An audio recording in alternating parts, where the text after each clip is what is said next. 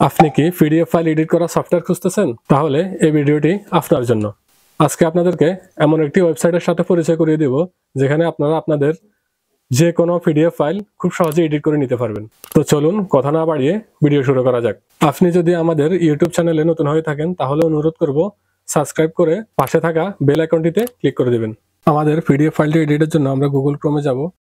Google ক্রোমে গিয়ে Google search বারে লিখব TinyWow, TINYWOW, TinyWow লিখে এন্টার প্রেস করে যে TinyWow এর ওয়েবসাইটে আমরা যাব।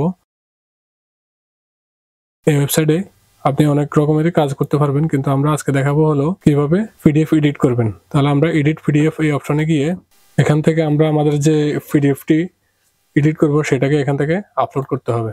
আমাদের পিডিএফ ফাইলটি ডেস্কটপে আছে, সিলেক্ট করে ওপেনে দেব। ওপেন দেওয়ার পর আপনার সামনে এভাবে চলে আসবে, আপনি এখান থেকে এডিট করে নিতে পারবেন।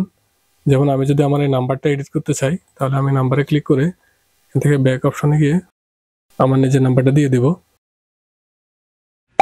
এভাবে এডিট শেষে এখান থেকে ডাউনলোড দিয়ে দিলে ফাইলটি পুনরায় ডাউনলোড হয়ে যাবে।